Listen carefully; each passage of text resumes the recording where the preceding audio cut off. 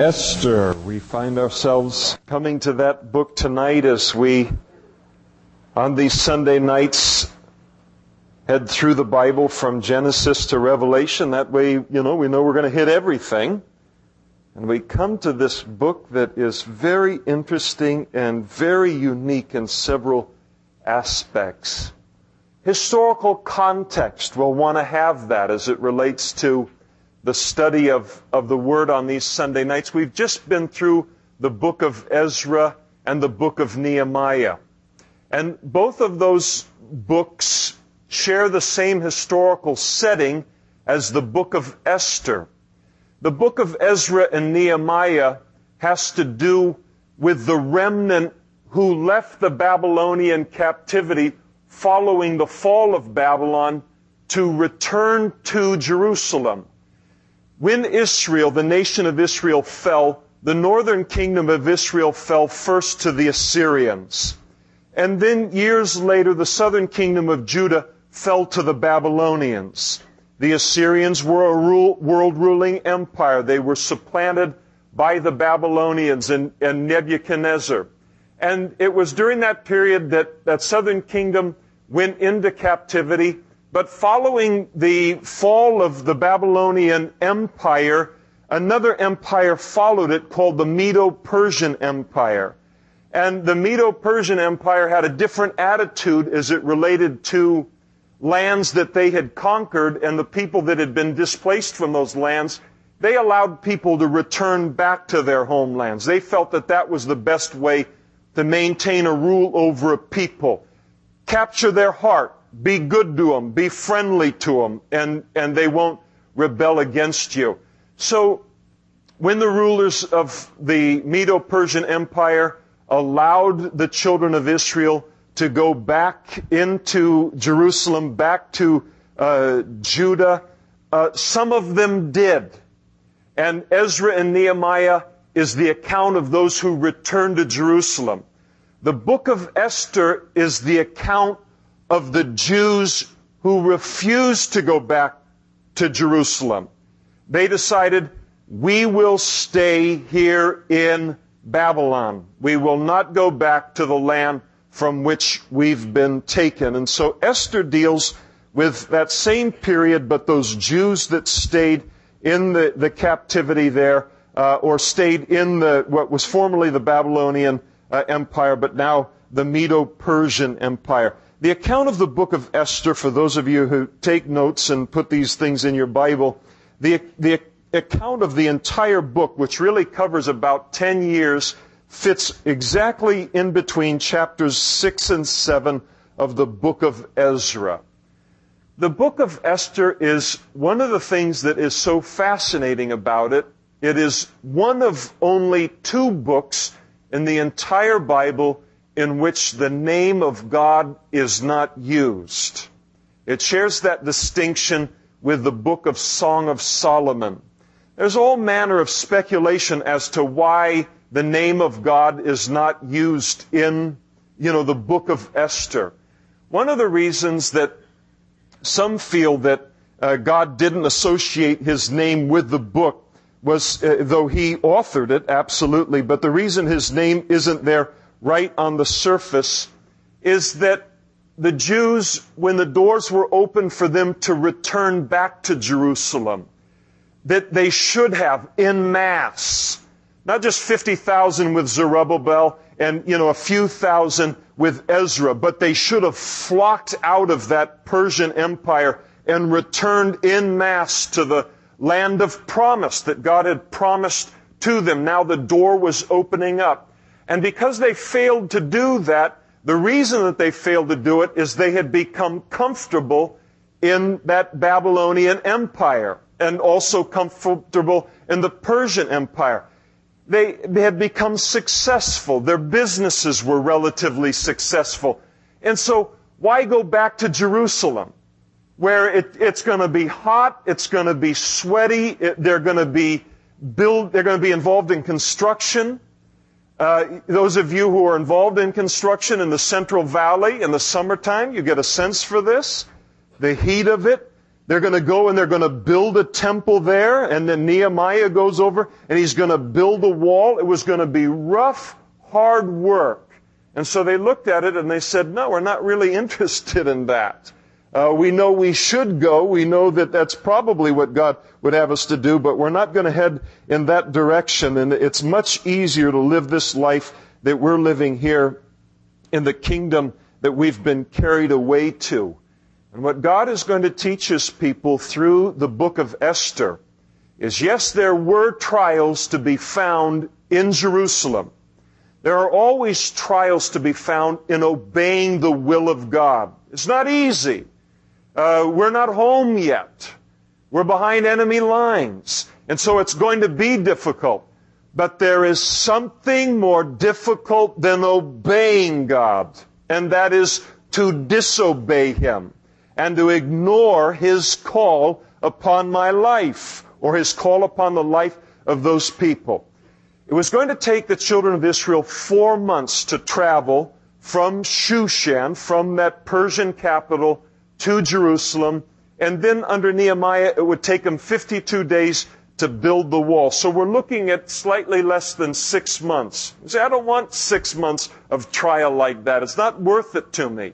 And so what is God going to allow? He's going to allow in this Persian kingdom for the Jews to go through a trial that's going to last an entire year, where they fear for their lives. In other words, again, the lesson for us, so often when God reveals His will or He calls us out to do something, looks like nothing could be harder. Yes, there is something harder, and that's not doing what He calls us to do. And so God delivered them out of the problem that they come into in the book of Esther. Yes, we are getting to the book of Esther in just a minute, but He delivers them out of the difficulty in His grace, but He doesn't allow His name to be used in the book. So they feel like God's saying, listen, my grace is there and all those things, but I'm not going to associate my name with what looks like a mixed multitude. Well, that may or may not be. It has a great lesson to it and all. But I think that there's another theme as it relates to Esther, and the best theme for the book of Esther and the best explanation for the fact that God's name isn't used is that it's not used by design. And He's making a point there. And the point that He's making is that sometimes He's hidden, but He's always present. Always present. Among His people, sometimes He seems like He is hidden, but He is always present.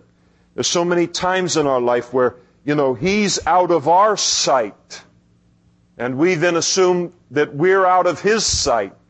But the lesson of Esther is that though He may be out of our sight at times, we are never out of His sight. He is always working, always working. There are no accidents. There are no coincidences. One of the great lessons of Esther also is that the Lord just communicates through the book, don't worry, I win. And that's the theme of the whole Bible. It's good to read Revelation. See how the book ends. Kind of a bad start. Good first couple of chapters. Got a little messy in chapter 3 and kind of messy, thereafter, except for the presence of the Lord. But He just says in this book and reveals it that He is going to win. It's almost like the Lord gives us a snapshot of what we see in life. We're going to be looking at a wicked king.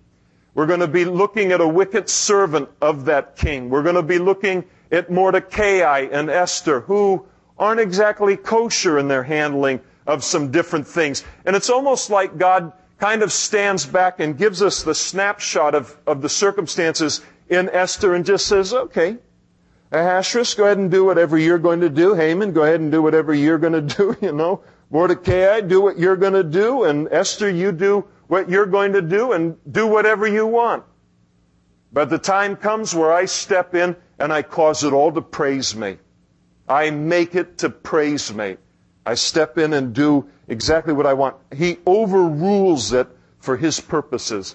That's a great comfort in our lives, is that He is sovereign. He's almighty. I like that. when the Lord came to Moses there in that burning bush, and Moses is kind of chatting with the Lord, and then he's going to take the message of the Lord to the Hebrew people, and then he said, oh, by the way, what's your name? Who should I tell him sent me? And God says, I am that I am. Tell him the I am sent you. Oh, yes! I love the message this morning where the scoffer and the mocker and the Lord just looks and says, who cares what you think?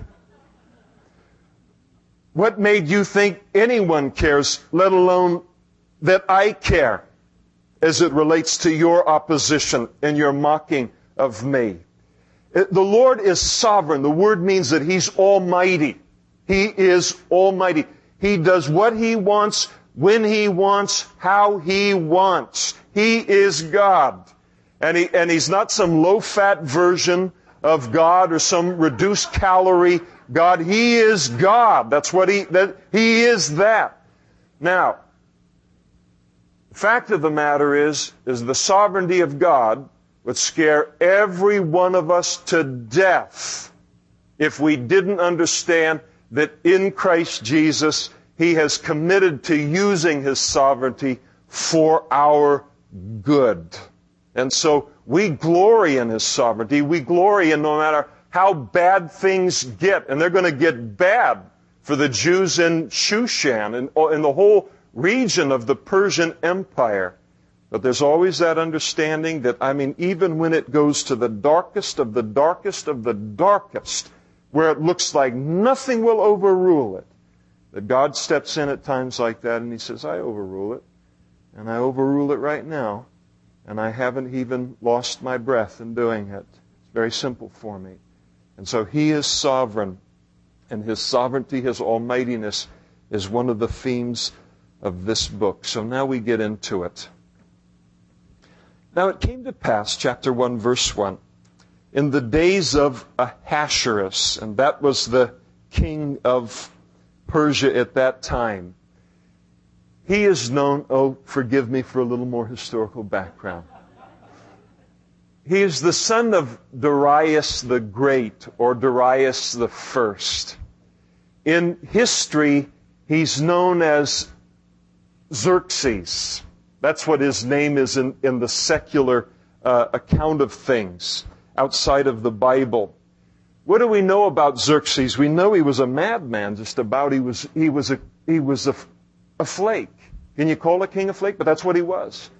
The emperor of the greatest kingdom known to man in that day, and yet you never knew where this guy was going to be at when you approached him.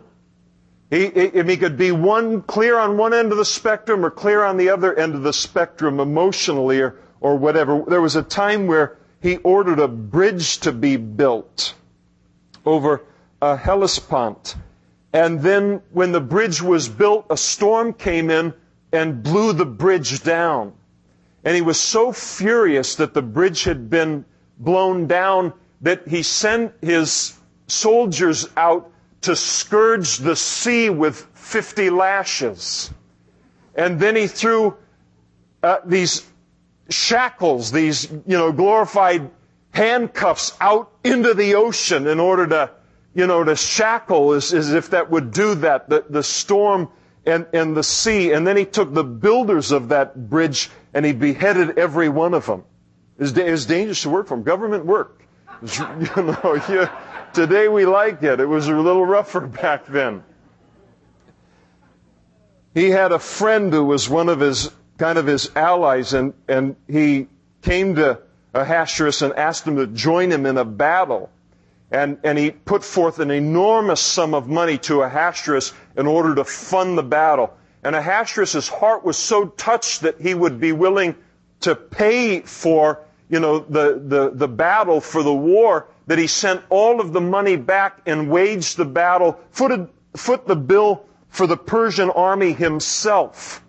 And then it wasn't very long after that, in heading out to another battle, that same man had one more son left to carry on his name.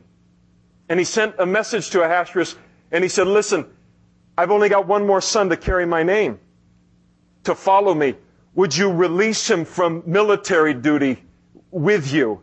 And Ahasuerus was so offended by it that he cut the man's son in two right in front of him, and then made the man go to war with him. And Ahasuerus was at the front of the army. The army was between him and this other man, and then forced him to go into battle. Flaky like that. And we're going to see in the account that's the kind of a guy that he was. And so just, weird. He had all of these resources, the whole world at his feet really to use, and yet just in terms of emotional stability, he just didn't have it. And so it came to pass in the days of Ahasuerus, this was the Ahasuerus who reigned from India to Ethiopia over 127 provinces. That's a pretty big area, from India to Ethiopia to reign. And I mean, he had a lot of power and he had a lot of wealth. And in those days, when King Ahasuerus sat on the throne of his kingdom, which was in Shushan the citadel, that in the 3rd year of his reign he made a feast for all of his officials and servants, the powers of Persia and Media, the nobles and the princes of the provinces being before him. And so he has just historically defeated the Egyptians. He's kind of feeling his Wheaties. He's feeling like he's invincible. And now he wants to go against the Greeks, wants to wipe out the Greeks. So he brings his rulers together. But he's not going to bring them together for a potluck. That's not the way you win friends and influence people.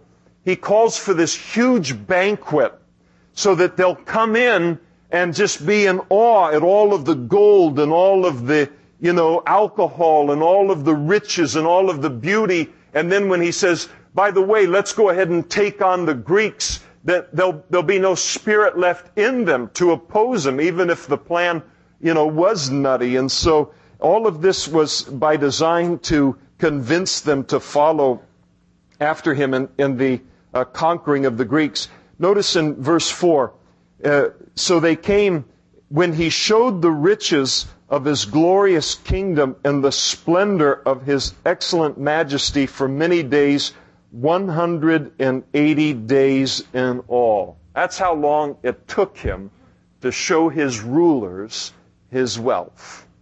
Now, they probably didn't all come in at once. They probably came in teams, because he's not going to take for 6 months all of his chief people out of the field. That would leave you vulnerable. But he brought them in, took them 6 months to show them the greatness of his wealth. Now, I can show you the greatness of my wealth in about 90 seconds. Can you imagine the kind of wealth that it takes 6 months to show the people that? Now, the fascinating thing is, if we really get in awe of something like that, you just think, wow, that is amazing, until we find out what the Lord says about his wealth in Ephesians 2. He says, and you, speaking of us as Christians, he made alive who were dead in trespasses and sins, in which you once walked according to the course of this world, according to the prince of the power of the air, the spirit who now works in the sons of disobedience, among whom also we all once conducted ourselves in the lusts of the flesh, fulfilling the desires of the flesh and of the mind, and were by nature children of wrath, just as the others. But God, who is rich in mercy, because of his great love with which he loved us, even when we were dead in trespasses, made us alive together with Christ. By grace you've been saved, and raised us up together, and made us sit together in the heavenly places in Christ Jesus. That's how secure our salvation is. He already sees me up there. I like that kind of security. And he has raised us up together, made us to sit together in the heavenly places in Christ Jesus. For what purpose? That in the ages to come, he might show the exceeding riches of his grace in his kindness towards us in Christ Jesus. Took this guy 6 months to show the enormity of His wealth.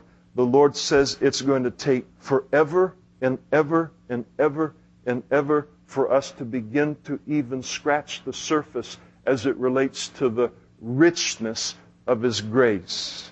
Maybe you're here tonight and you think you've tapped Him out. Been a bad boy recently. You think there's no forgiveness. He's just issuing it out by the thimbleful. He's got quite a bit. He lavishes us with grace when we repent and turn back to Him. And so here's this great King, but this great King pales in comparison to our great King.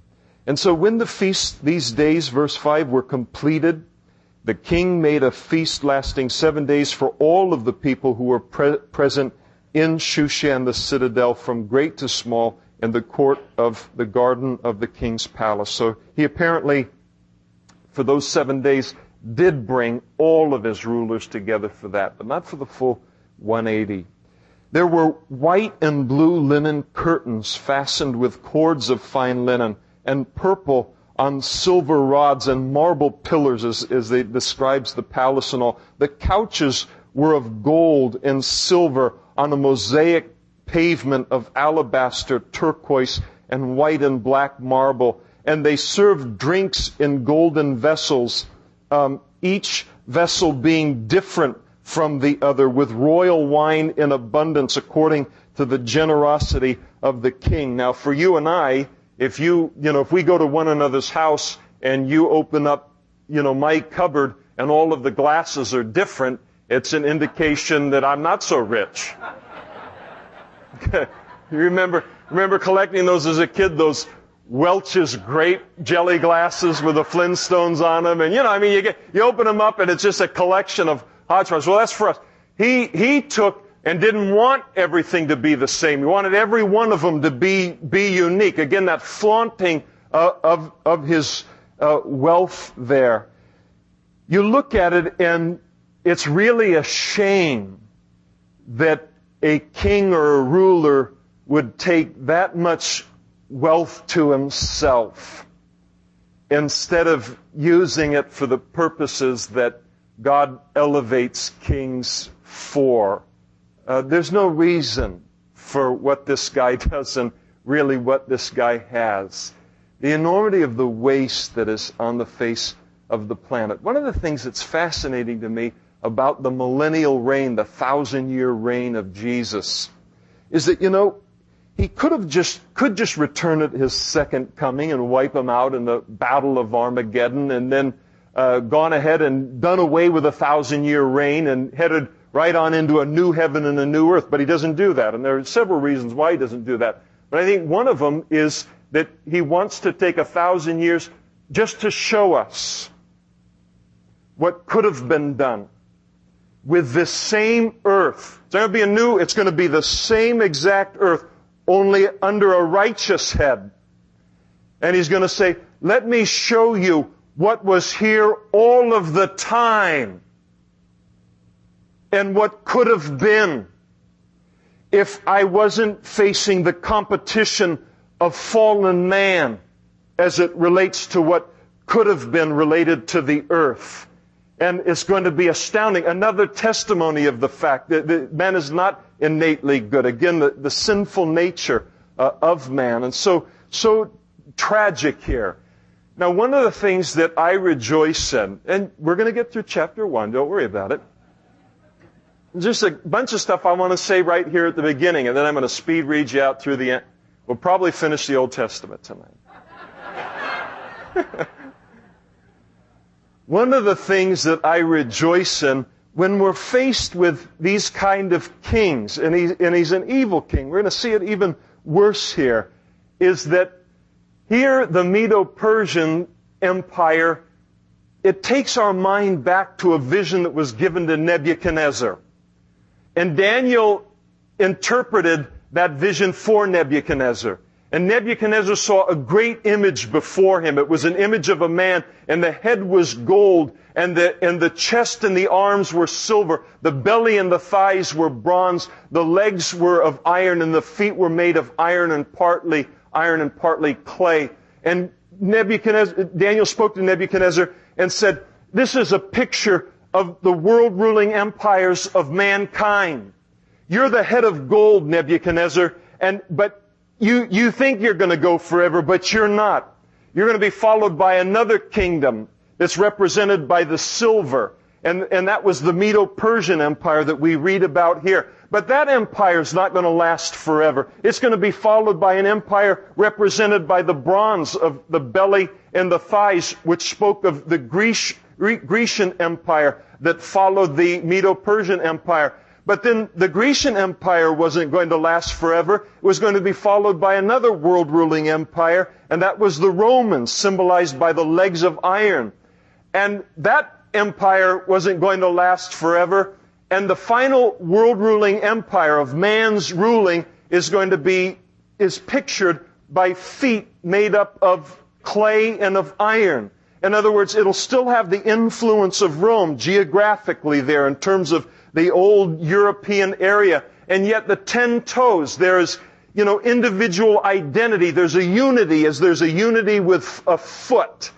There's a unity there, and yet the 10 toes maintain an individual identity. And so it is in the last days. There'll be some kind of a unity in the area of the old Roman Empire. Something, 10 nations coming together. So, listen to me as a Christian. If you ever see, some kind of a unification of Europe, if that ever happens in our lifetime, then just know we're in the last days. And of course we see it today happening. But that isn't the greatest news. The greatest news is then Daniel spoke to Nebuchadnezzar and he said, that isn't the great, that image isn't the great thing. What is great is that a stone, not cut with hands, came and it smote that image in its feet, and that image crumbled down, and then a wind came and it blew every vestige of it away, every memory of it away, and that stone speaks of the return of Jesus Christ. And then man's government done. Hip, hip, hooray. And I'm not even from Oakdale. I can't wait until this is I'm so glad I'm out from under the government of man. I'm under the government of God. And one day it will be done with. And these kind of kings will be done with. And this kind of waste and all will be done with. The Lord is coming back and due very, very soon in my mind. And so looking forward to that. And so this great, feast going on, verse 8, in accordance with the law, the drinking was not compulsory, so that nobody was forced to drink under Persian law. For so the king had ordered all the officers of his household that they should do according to each man's pleasure. Queen Vashti, and her name means beautiful woman, so I don't know if she was later named that or, mom and dad just had a hunch or something, but that's what her name means. Queen Vashti also made a feast for the women in the royal palace which belonged to King Ahasuerus. So they had separate feasts going on. On the seventh day, the last day of that feast, when the heart of the king was merry with wine, that's a nice way of saying he was drunk, he commanded Mayuman, Biztha, Harbona, Bigtha, Aventha, Zethar, and Carcass. I'm probably wrong on that one. So, 7 eunuchs who served in the presence of King Ahasuerus, he commanded them to bring Queen Vashti before the king, wearing her royal crown, in order to show off her beauty to the people and the officials, for she was beautiful to behold. And so, again, that's what her name, beautiful to behold. And so he sends for her to come into this drunken mess and just to show off, the king's beauty. Look at how beautiful my wife is, and, too bad about yours, or some, that kind of a deal where men like these kind of trophy things. And you laugh, but don't tell me he's higher than that. Well, if you think, we'll keep reading. And so here he is, going to bring her. According to Persian etiquette, this would have been a humiliation for a queen. It just wasn't right to do this to the queen. The king had a responsibility to protect the queen and to protect his subjects, but especially to protect his queen, and from this kind of thing. And yet he does this unwise thing in his drunkenness. And then notice in verse 12, but Queen Vashti refused to come at the king's command brought by his eunuchs, and therefore the king was furious and his anger burned within him. You just have to stop and take a moment. We have just had a large section of chapter 1 speak to us about the enormous power and wealth and position that this man has. And here the queen, in the light of all of that, she refuses to go out there.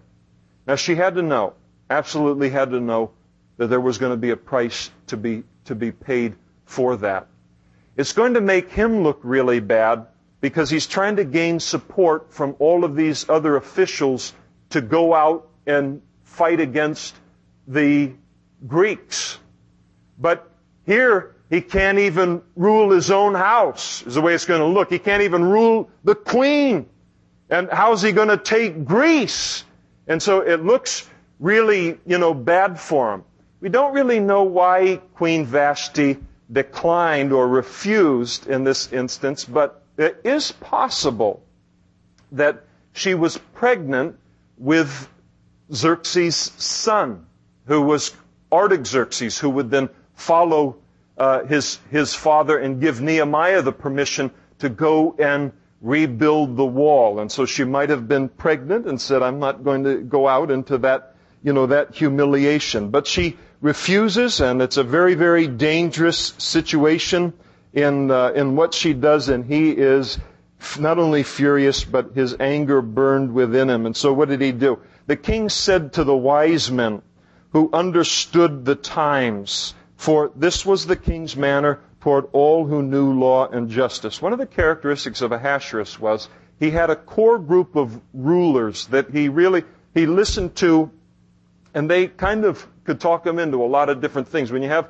this kind of passion back and forth, you can be talked into a lot of different things. So he calls in his counselors here to find out what needs to be done, those who were closest to him, and they're listed there in verse 14. 7 princes of Persia and Media, who had access to the king's presence and who ranked highest in the kingdom. And he said, what shall we do to Queen Vashti? Here's a man who, of course, because of his pride, he won't admit that he was wrong. He won't admit, what he ought to do is look at it and say, I am one of the stupidest men in history.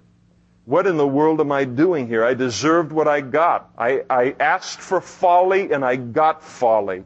But he's not going to do that. He's going to try and save face here. So what do we do with Queen Vashti according to the law? Because she did not obey the command of King Ahasuerus brought to her by the eunuchs. And Mayuman answered before the king and the princes, Queen Vashti has not only wronged the king, but also all the princes and all the people who are in the provinces of King Ahasuerus. This could get around. We're all in trouble. For the queen's behavior will become known to all women. There does seem to be a pipeline, and I don't mean that derogatorily, but among men and women, when whoever gets a hero, the word is out fast. So you can be sure that this spread very, very quickly, that Queen Vashti had done this. And so it's going to become known to all of the women so that they will despise their husbands in their eyes. Well, only if they do something as dumb as Ahasuerus. So they're broad brushing here. When they report, King Ahasuerus commanded Queen Vashti to be brought in before him, but she did not come. This very day, the noble ladies of Persia and Media will say to all the king's officials that they have heard of the behavior of the queen, and thus there will be excessive contempt and wrath, not the normal level. If it pleases the king, let a royal decree go out from him, and let it be recorded in the laws of the Persians and the Medes, so that it will not be altered, that Vashti shall come no more before Queen Ahasuerus, and let the king give her royal position to another who is better than she. And then the king's decree, which he will make, when it is made, he will make is proclaimed throughout all his empire, for it is great. All wives will honor their husbands, both great and small. Best way to gain honor is to be honorable. Decree, the Lord tells us to, submit to one another, and tells the husband to love his wife as Christ loved the church, tells the wife to submit to her husband as unto the Lord. But, best to be honorable and not have your wife submitting to you by decree. It's right here in the feet.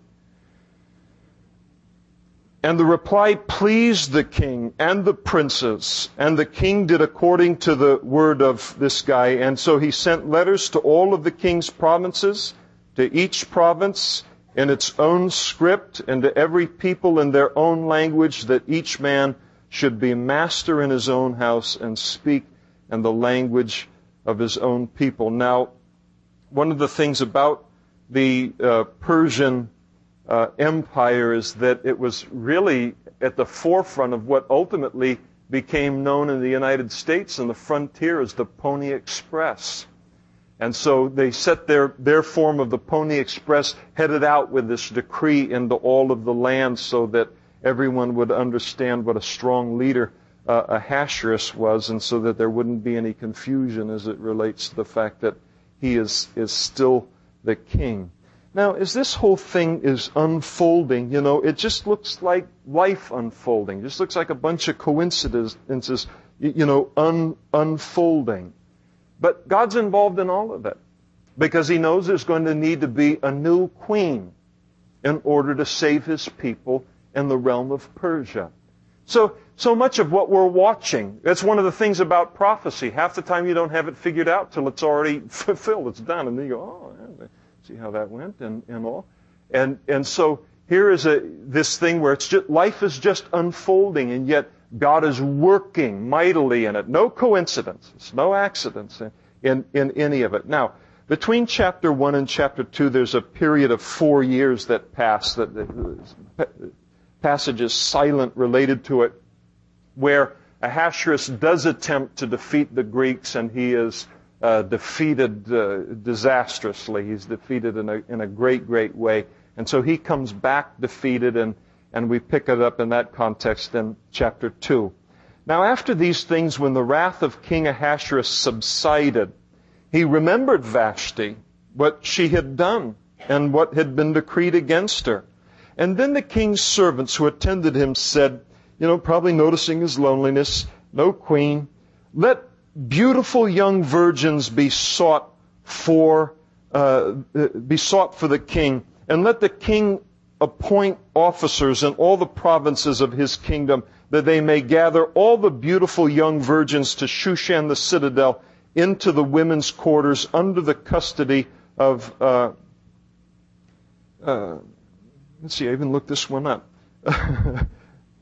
Hegig, which is what, Hegai, the king's eunuch, custodian of the women, and let beauty preparations be given them. And then let the young woman who pleases the king be queen instead of Vashti. And this thing pleased the king, and he did so. And so now the search goes out now for young virgins to be gathered, to find one that will be pleasing to the king to be the next queen. Now in Shushan the citadel there was a certain Jew whose name was Mordecai. And he was the son of Jair, son of Shimei, the son of Kish, a Benjamite. Kish had been carried away from Jerusalem with the captives who had been captured with Jeconiah, the king of Judah, whom Nebuchadnezzar, the king of Babylon, had carried away.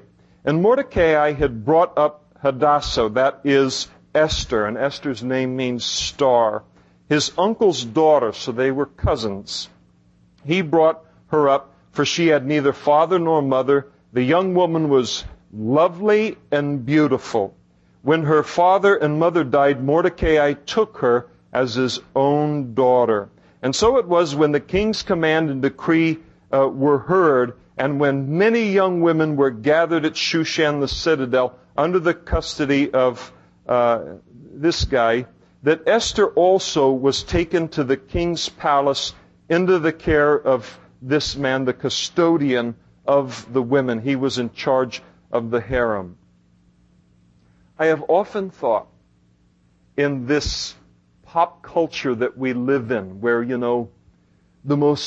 only the most beautiful of beautiful people make it on the face of these magazines and in these TV things and movies and all of this kind of stuff. And they just had the Hemingway, one of the Hemingway girls there that had become so famous as a model at just 17 or 19 years of age, and then they ended up finding her dead in her apartment, and her whole life was just a tragedy, just a tragedy. And sometimes, where this is what's always elevated, and you see so many casualties as a result of it, you just have to think that for those people who are born and they grow into extraordinary beauty, that it must become a curse at some point in life. And it did for these women, because the life of being a part of a king's harem was a very lonely life, very comfortable life. You're taken care of, but you might only see him one time the entirety of your life. Just miserable. And I can't help but think as I read this passage that many of these young maidens that were being brought in cursed their beauty because it had made them attractive to an Ahasuerus. And again, so often today, where you see a person with great beauty, and what happens? Their life is just this succession of attracting Ahasueruses until there can come a point where they curse their beauty and wish that they weren't attractive to gain this kind of attention. Much better to, live on a farm somewhere and have one man who loves you and will care for you and appreciate you. And so, same thing all through history. And so all of these women are brought in. Verse 9, now the young woman pleased him, as Esther is brought in, pleased this custodian of the women. And he saw that she was beautiful right off. And she obtained his favor, so he readily gave beauty preparations to her, besides her allowance. And the seven choice maidservants were provided for her from the king's palace, and he moved her and her maidservants to the best place in the house of the women. And so he has an idea that king's going to like her, and so he begins to help her out. Now, when these young virgins were brought into Shushan, they were put on a special diet for the king. They were just sex objects, that's all it was. And so they put on a special diet, and then a special means of preparation in terms of perfumes, as we'll see in just a moment. And Esther had not revealed her people that she was a Jew or kindred, for Mordecai had charged her not to reveal it. And every day Mordecai paced in front of the court of the women's quarters to learn of Esther's welfare and what was happening to her. And each young woman's turn came to go into the king after she had completed 12 months preparation. You just want to say to a guy like that, get a grip. And so, but he wouldn't see anyone without 12 months of preparation according to the regulations for the women, for thus were the days of their preparation apportioned, 6 months of preparation with the oil of myrrh, and 6 months preparation with perfumes and preparations for beautifying women, like a picture of him. And thus prepared, each young woman went to the king, and she was given whatever she desired to take with her from the women's quarters to the king's palace. In other words, when she was called, she could take whatever garments or whatever she wanted to take with her into that. It is a possibility of becoming a queen, so some of them would want to look attractive on that. And in the evening she went, and in the morning she would return to the second house of the woman, to the custody of Sheeshgaz, the king's eunuch who kept the concubines. And she would not then go into the king again unless the king delighted in her and called for her by name. Now when the turn came for Esther, the daughter of Abigail, the uncle of Abihail, the uncle of Mordecai, who had taken her as his daughter to go into the king, she requested nothing but what the king's eunuch, the custodian of the women, advised. Listen, you give me the jewelry, you give me the dress.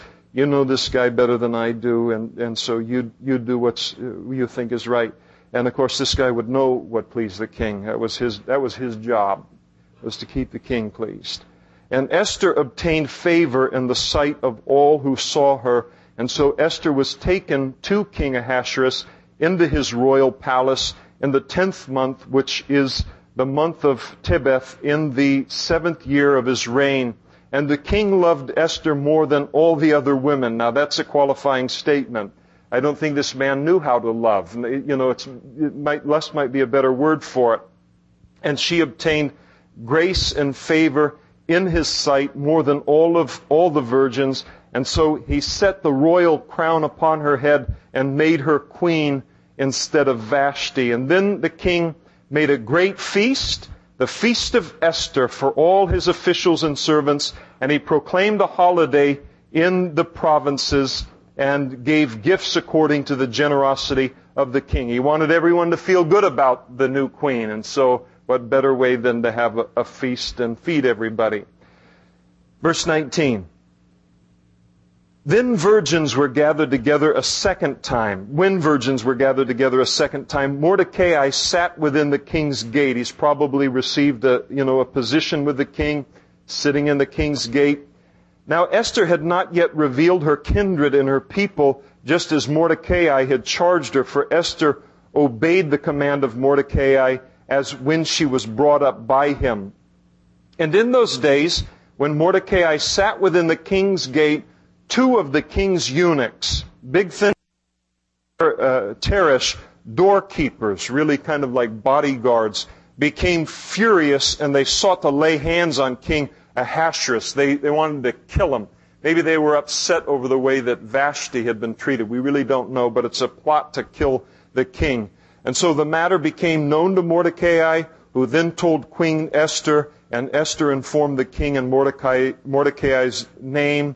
And when an inquiry was made into the matter, it was confirmed. Both the men were hanged on the gallows, and it was written in the book of the Chronicles in the presence of the king. Now, this is a weird thing. Mordecai does something that saves the king's life, and he receives no reward. Now, I don't know about you, but maybe your nature is so base as to think that when you do something good like saving the king's life, you ought to get a watch out of it, a nice gold chain, some money, a promotion, something like that out of it. The fascinating thing is he does something good and he does what's right, and he receives no reward. No reward. And he's not going to receive a reward for 4 years. It's like he does something good and nobody cares. It's like, I just saved the king's life. Get a little I saved the king's life badge. And I mean, nothing, no promotion, nothing out of it. Have you ever been in a place where you've done what's right? You've done above and beyond. And then in doing it thought, this is going to, wow, what this is going to turn into for me. Woo-hoo-hoo! I mean, can't wait. And then nothing. When that happens, know that it will be worth the wait when God repays you. It is going to be worth the wait for Mordecai for how God is going to choose to repay him for what it is that he did here. It's going to be very good, very yummy. In chapter 6, just excellent. Some of you may be sitting on a situation tonight where you've done something and, grumbling nobody, and where's my Lord, just serving you didn't even get me, and I did what's right and nothing, just wait and see what the Lord does. Well, we'll head into chapter 3 here. It's just a point or two, and we'll head right on through, have you out of here in no time. And after these things, King Ahasuerus promoted Haman, the son of this guy, the Agagite, and advanced him and set his seat above all the princes who were with him. This guy is going to really cause some problems for the Jews. He's a Jew hater. Haman is a Jew hater. And he's going to become one, and he's going to become a confirmed Jew hater.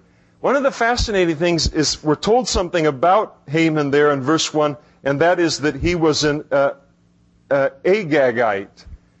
Agag was the king that Saul had been commanded by God to wipe out with all of the Amalekites. He was the ruler of the Amalekites. Haman is a descendant of the Amalekites, of the royal family of Agag.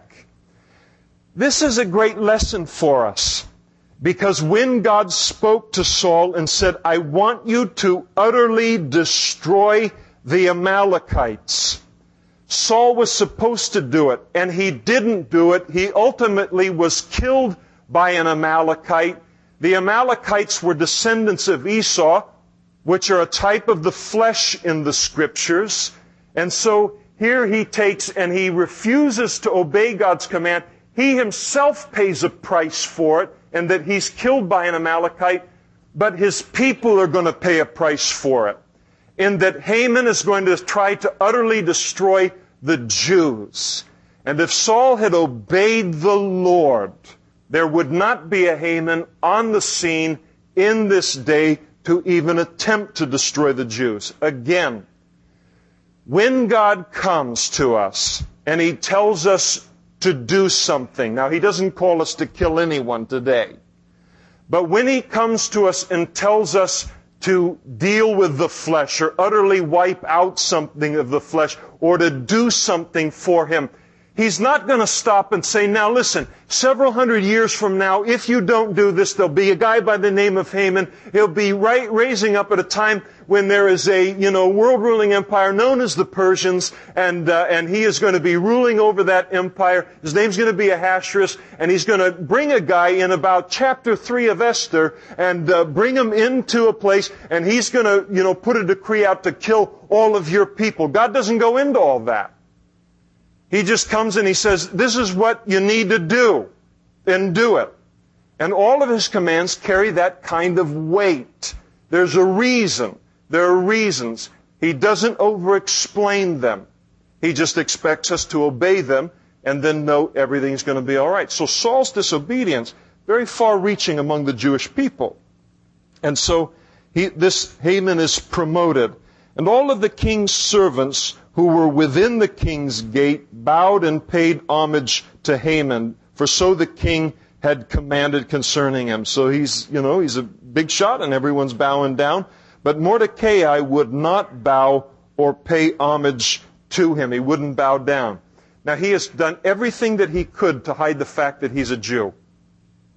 But sooner or later something comes up that's going to force him to reveal the fact that he's a Jew. And it's the same way for us as Christians. Isn't it how the person going to try and hide, go undercover as much as but sooner or later there comes a situation that it would be compromised to do something, and then all of a sudden I have to reveal what I am. It's a great thing. It's a part of God's plan. And so he wouldn't bow down. And the king's servants who were in the king's gate, they said to Mordecai, they liked him, why are you transgressing the king's command? What are you crazy? This guy's powerful. Now it happened when they spoke to him daily, asking him the same thing, that he wouldn't listen to them. And they told it to Haman to see whether Mordecai's words would stand, for Mordecai had told them that he was a Jew. And then when Haman saw that Mordecai did not bow or pay him homage, Haman was filled with wrath, but he disdained to lay hands on Mordecai alone. He said, all right, I could kill this guy, But no, he's got bigger dreams than that. For they had told him of the people of Mordecai, and instead Haman sought to destroy all the Jews who were throughout the whole kingdom of Ahasuerus, the people of Mordecai. And so here he is, he's upset with Mordecai, he's upset with a single Jew, and he finds out about the fact that Mordecai won't bow down to him. It makes him mad, and he's so mad that he not only plots the death of Mordecai, but now he plots the death of all of the Jewish people. Haman, again, he's a Jew hater. Really, he's a classic picture of the prejudiced man. You notice what he does. He comes to conclusions about an entire race of people. He comes to hate an entire race of people based upon contact with one member of that race, based upon an unfavorable single contact with a member of that race.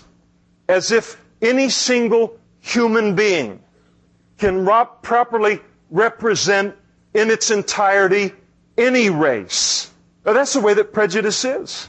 And it's the same way today. How many people hate entire groups of people because they had an unfavorable experience with just one member of that particular kind of person? Of course, it has no place in our lives as Christians. We're not to be respecters of persons. But here is Haman. It's a classic thing. All through history, he wants to take and wipe out an entire race of people